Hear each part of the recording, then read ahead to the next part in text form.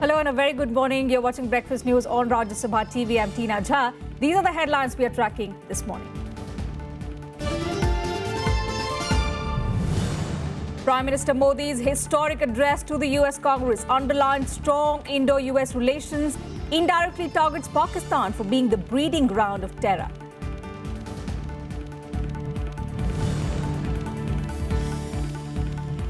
Bombay High Court to hear plea by filmmakers of controversial film Urta Punjab. Verbal fight with Censor Board chief continues, who alleges producers were funded by Aam Aadmi Party to show Punjab in poor light.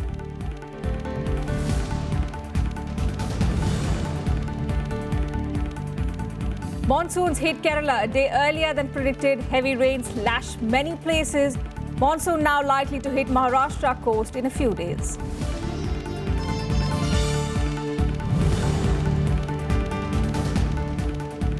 Four Israelis killed and 11 injured after two Palestinian gunmen opened fire at a popular market in Tel Aviv. Security in the city now tightened.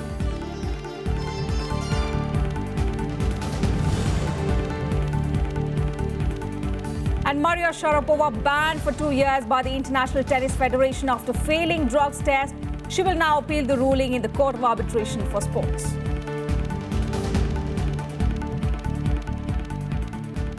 Well, Mexico has said it supports positively and constructively India's membership for the elite nuclear suppliers group. Mexican President Enrique Peña Nieto said this after his delegation-level talks with Prime Minister Narendra Modi, who arrived there on the fifth and final leg of his five-nation tour. Bilateral investments were a major focus during delegation-level talks in Mexico. Within Asia, India is the largest importer of crude oil from Mexico. India's major exports to Mexico include pharmaceutical products and also automobile parts. Prime Minister Modi and the Mexican president later made a joint address to the media and issued a joint statement as well. This is the first prime ministerial visit from India to Mexico after then Prime Minister Manmohan Singh's visit in 2012 for the G20 summit.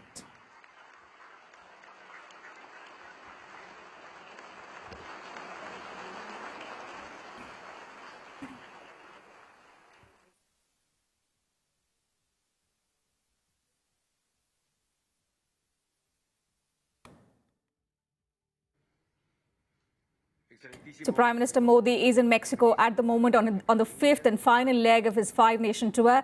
Remember, yesterday he was in the United States where he delivered a historic address to the joint US Congress.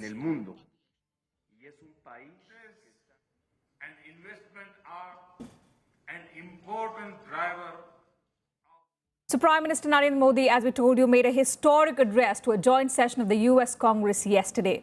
During his 45-minute speech, Modi touched upon regional as well as global issues and also highlighted how India and the US can cooperate to continue towards global stability as well as prosperity. He, remember, received as many as 9 standing ovations after that speech. Listen in. Mr. Speaker, the Prime Minister of the Republic of India. A standing ovation as the US Congress welcomed Prime Minister Narendra Modi for a historic address to a joint session. The Prime Minister using the opportunity to underline the significance of growing US-India relations. Today, our relationship has overcome the hesitations of history. In every sector of India's forward march, I see the US as an indispensable partner. Modi used the opportunity to highlight the growing scourge of terrorism around the world. Without referring to Pakistan, he said that India's neighboring country remains a breeding ground for terror. Terrorism remains the biggest threat. In the territory stretching from west of India's border up to Africa, it may go by different names, from Lashkar-e-Taiba to Taliban to ISIS, but its philosophy is common, of hate, murder, and violence. Although it is a shadow spreading across the world, it is incubated in India's neighborhood. The Prime Minister underlined a strong India-US cooperation for peace globally. A strong India-US partnership can anchor peace, prosperity, and stability from Asia to Africa and from Indian Ocean to the Pacific. In the backdrop of the Congress-mandated US Commission for International Religious Freedom's annual report that claimed religious freedom in India was on a negative trajectory in 2015, Modi said freedom of faith is enshrined in India's constitution. Freedom of faith, speech, and franchise, and equality of all citizens, regardless of background, are enshrined as fundamental rights. The Prime Minister also put the spotlight on his long-term vision for India and asked US entrepreneurs to benefit from the emerging opportunities in India. My dream is to economically empower them through many social and economical transformations, and do so by 2022. The 75th anniversary of India's independence. My to-do list is long and ambitious. These are not just aspirations. They are goals to be reached in a finite time frame and to be achieved with a light carbon footprint with greater emphasis on renewables. Modi made a special mention of the Indian community settled in the United States and said that while they are America's strength, they are India's pride. They are among your best CEOs, academics, astronauts, scientists, economists, doctors, even spelling bee champions. They are your strength. They are also the pride of India. The Prime Minister's 45-minute speech was interrupted 40 times by US lawmakers who cheered him, even giving him a standing ovation a few times. Bureau Report, Rajya Sabha TV. And back home, amidst raging speculation over Rahul Gandhi's elevation as Congress president, the party has officially admitted that a decision will be taken very soon. In an exclusive interview to Rajya Sabha TV, Chairman of the Congress Communication Department, Randeep Surjewala, said the issue of leadership change has been deliberated upon and Rahul Gandhi will soon be seen leading the party. As far as Rahul ji is concerned and as far as next line of leadership is concerned, I am sure we will be able to tell Rajya Sabha TV soon enough that that leadership change has been deliberated upon with great wisdom and caution, and by taking opinion of a few thousand leaders of the Congress party. So it's not decision of only Srimati Sonia Gandhi or only Shri Rahul Gandhi or only a few people. Rahul ji and Sonia ji have taken the care to consult people across the spectrum of politics and across states, and very soon an appropriate call will be taken. This statement by Randeep Surjewala, who heads Congress Party's communications cell, comes at a time when speculation is rife about Rahul Gandhi's elevation to the post of party president. Surjewala did not give a time frame but admitted that the issue has been discussed threadbare by party leadership and that the decision appointing Rahul Gandhi as party president will be announced soon. He also sought to dispel rumors about senior leaders being eased out in the new setup. Either Rahul ji or Congress party means any disregard or disrespect to anybody, much less to people who have served the Congress party for years together. In fact, Rahul ji has deep respect and regard for them and consults most of them, they will tell you, perhaps even on camera, often enough. So there is no disregard or disrespect or easing out of any individual. Terming the recent spate of resignations by several leaders, including Ajit Jogi, as political opportunism, Surjewala, however, defended Gurudas Kamad. Please cull out Shri Gurudas Kamath out of the list. Gurudas Kamath ji is a very seasoned and experienced leader of the party. He is very much a part of Congress family. He has resigned as General Secretary of the AICC. He has not resigned from the party. In fact, he issued a statement saying that he deeply respects Sonia ji and Rahul ji and will always continue to serve as a member of our family. Surjewala also came down heavily on the NDA government, terming its first 2 years in power as full of rhetoric and no work. Vishal Dahiya, Rajya Sabha TV. And you can catch this exclusive interview with Randeep Surjewala on Rajya Sabha TV at 10:30 a.m. today, 1 p.m. and 5:30 p.m.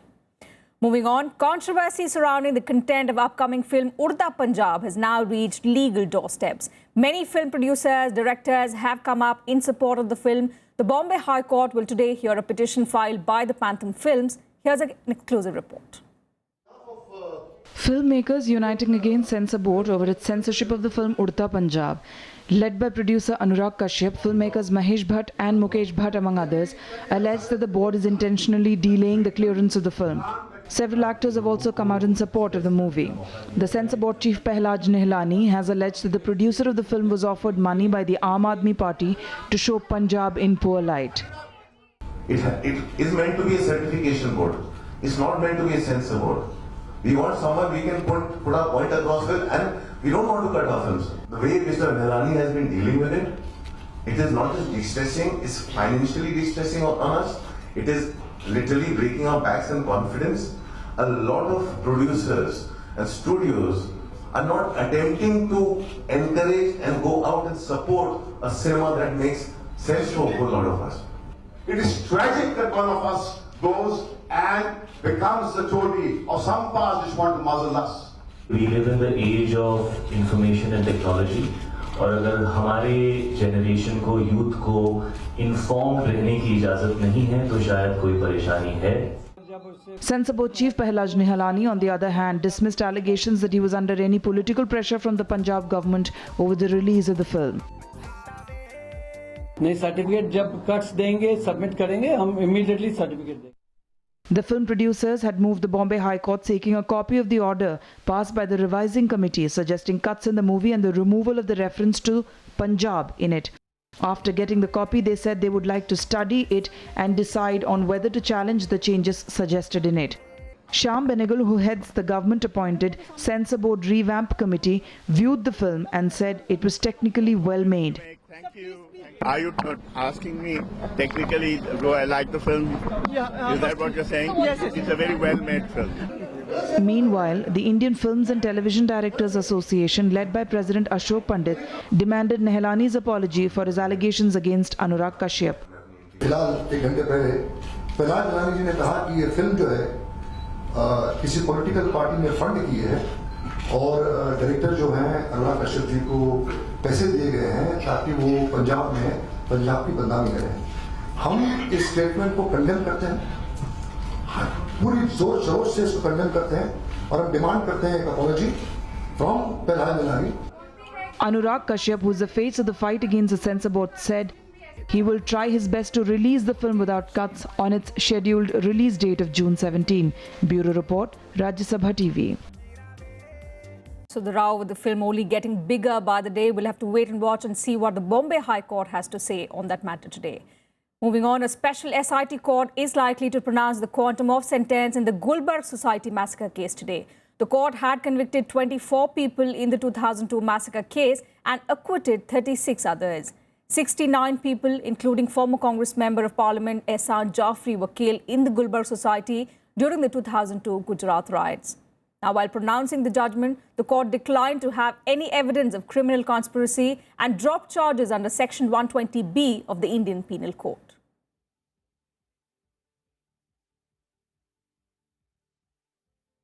With that, time for a short break here. Lots more coming up on the other side.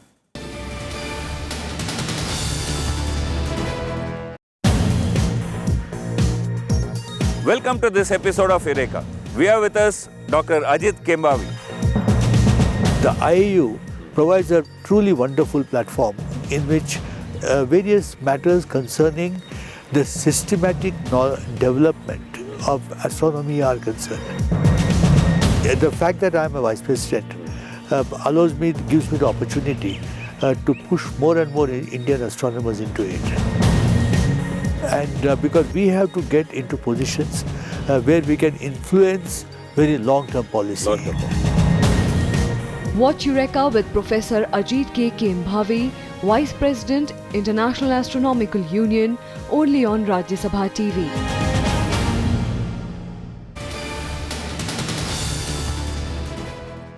Thanks for staying with us on Breakfast News. Well, southwest monsoon has arrived in Kerala and Lakshadweep a day earlier than predicted. Heavy rains lashed large parts of the state starting Tuesday night. Even though the progress of the monsoon will slacken mid-June, it's likely to hit the coast of Maharashtra in a few days' time. Monsoon has hit Kerala with heavy rains lashing large parts of the state, claiming the life of a 36-year-old man following a landslip in Idukki district. Heavy rainfall started Tuesday night and the IMD has now declared the onset of southwest monsoon in Kerala and Lakshadweep. बादलों का जो डेरा है वो काफ़ी बढ़ा पिछले 2 दिनों में और आज भारी से बहुत भारी बारिश पूरे केरला में देखने को मिली है। 70 मिलीमीटर से लेकर 150 मिलीमीटर तक बारिश कई जगह के आंकड़े आए हैं और इन सभी कंडीशंस को देखते हुए मौसम विभाग ने आज ये डिक्लेयर किया है कि मानसून ने केरला में दस्तक दे दी है। Precautionary steps are being taken in Thiruvananthapuram district by restricting the flow of tourists to hill stations like Ponmudi in view of the heavy rains. People are also being advised to avoid travelling on hilly roads after dark. Following its arrival in Kerala, monsoon is likely to hit the coasts of Maharashtra in another 3-4 days. However, the progress could slacken in mid-June. Meanwhile, India's forecasting of the monsoon will soon get a high-tech makeover with the Met Office spending $60 million on a new supercomputer. The new device will reportedly improve the accuracy of one of the world's most vital weather forecasts in time for next year's rains. Bureau Report, Rajya Sabha TV. And over to all the international news now. 2 Palestinian gunmen killed 4 Israelis at a popular market area in Tel Aviv on Wednesday in an attack that shook the city. Israeli Prime Minister Benjamin Netanyahu described the attack as a savage crime of murder and terrorism. Now, security around the city has been tightened. Here's a complete report. In one of the deadliest attacks in an 8-month wave of Palestinian violence, Israel's Tel Aviv witnessed massed shooting near a popular open-air market when 2 Palestinians opened fire, killing 4 Israelis and wounding at least 11. When I listen shooting of a machine gun, not a gun, I am in my past fight, I was in parachute. I running inside to the noise that I listen, and I find 2 wounded on the market, the restaurant. I get to help them. The state police were clueless of advance intelligence related to the terror attack. Israeli police have heightened security around the Israeli city of Tel Aviv after the attack.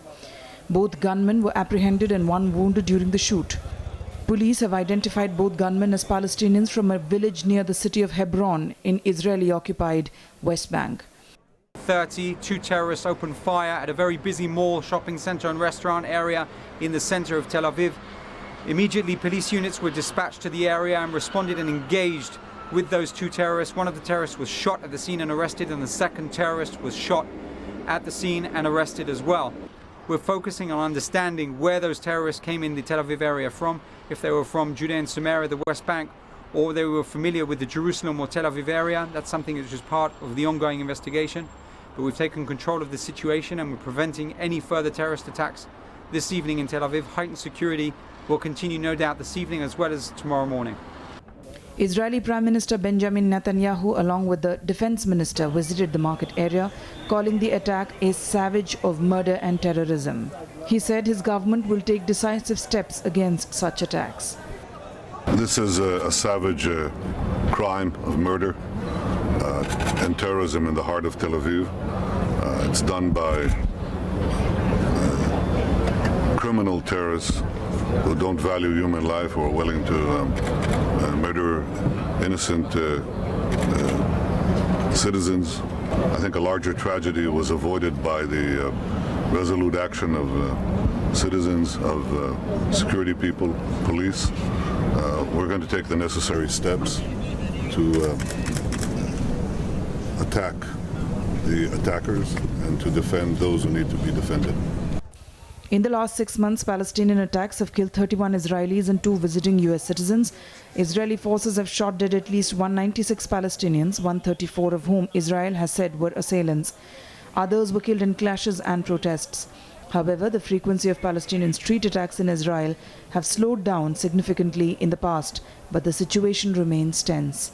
Bureau Report, Rajya Sabha TV.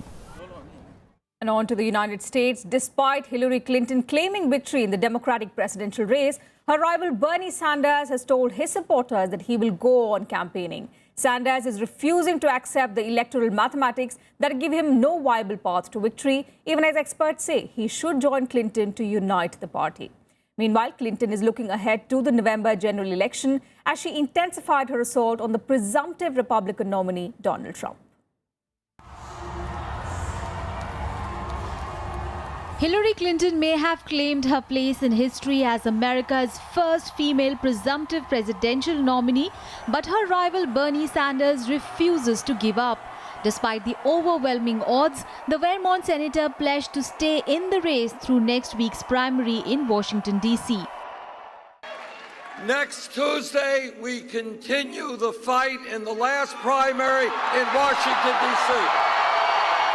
We are going to fight hard to win the primary in Washington, D.C., and then we take our fight for social, economic, racial, and environmental justice to Philadelphia, Pennsylvania.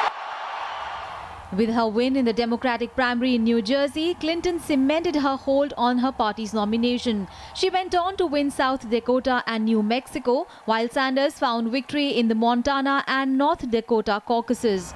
Hillary thanked her supporters for helping her reach the historic moment as she claimed victory exactly 8 years after folding her 2008 Democratic primary campaign against Barack Obama. We've reached a milestone. The first time in our nation's history that a woman will be a major party's nominee. Meanwhile, President Obama congratulated both candidates, but it was pretty clear who he sided with. The president lauded Clinton for securing the delegates necessary to clinch the Democratic nomination. Meanwhile, Donald Trump, who won the Republican contest on Tuesday, has called for GOP unity. You've given me the honor to lead the Republican Party to victory this fall. We're going to do it. We're going to do it, folks. We're going to do it. I understand the responsibility of carrying the mantle, and I will never, ever let you down. Too much work, too many people, blood, sweat, and tears. Never going to let you down. The situation, however, remains volatile in the Democratic camp. Sanders aims to sway superdelegates to support him instead of Clinton at the party's convention in July. However, experts say the Vermont senator is unlikely to succeed in his bid. Bureau Report, Rajya Sabha TV. And moving on to the UK now, Downing Street has extended the deadline for next 48 hours to register their vote in the historic EU referendum after the registration website crashed hours before the deadline last night. Now, in the run-up to the midnight cutoff, the official website crashed, potentially denying thousands the chance to take part in the 23rd June poll. The Leave campaign welcomed the extension last night, but senior figures were said to be seething at the decision. Despite the system failures, Wednesday saw a record number of people registering to vote in a single day, with 525,000 signing up to have their say on Brexit. Prime Minister David Cameron told the House of Commons that record numbers accessing the site were welcome to sign up to vote. He also urged people to continue trying to register till the last hour. Brexit campaigner and Justice Secretary Michael Gove signalled that he would not try to block an extension of registration, but he also warned that changing the deadline would take the issue into complex legal waters. Britons will vote on the 23rd of June on whether to remain part of the EU, a choice with far-reaching consequences for politics, the economy, defence and diplomacy, but divergent polls have made it difficult to predict the outcome. I think we do have a special status in the EU already. We're not in the euro. We've got our own currency. We're not in the no border zone. We've kept our own borders. We're now going to be out of the ever closer union proposal. So our membership is right for Britain. It gives us the trade, it gives us the cooperation, it helps us work with other countries to get what we want. And on the sports front, tennis player Maria Sharapova has been banned for 2 years by the International Tennis Federation after failing a drugs test. But she insists she will appeal the ruling, which could effectively end her career. Sharapova, remember, tested positive for the controversial banned medication meldonium during January's Australian Open. For the past decade, Maria Sharapova has been the highest earning female sports star on the planet. That glittering career now on hold for 2 years. The five-time Grand Slam champion failed a drug test at the Australian Open in January for the heart disease treatment drug meldonium. It became a banned substance in January this year, and tennis chief says they warned all players 5 times about the ruling. For the past 10 years, I have been given a medicine called Mildronate by my doctor, by my family doctor. And a few days ago, after I received the ITF letter, I found out that it also has another name of meldonium, which I did not know. Sharapova's ban, announced by the International Tennis Federation on Wednesday, is backdated to January 26 this year, when she tested positive for prohibited substance meldonium. It's very important for you to understand that for 10 years, this medicine was not on WADA's ban list, and I had been legally taking the medicine for the past 10 years. But on January 1st, the rules had changed, and meldonium became a prohibited substance, which I had not known. Sharapova now intends to fight the ban. On a Facebook page, she wrote, "I will immediately appeal the suspension portion of this ruling to CAS, the Court of Arbitration for Sport." Sharapova, a former world number 1 whose ranking has slumped to 26, has won 35 career titles, including 5 Grand Slams. Her win at Wimbledon in 2004, when she was just 17, launched her into the world of mega million-dollar deals and A-list celebrity. Bureau Report, Rajya Sabha TV. So looks like a long battle ahead for Maria Sharapova. That's it from us in this bulletin. Thanks for your time.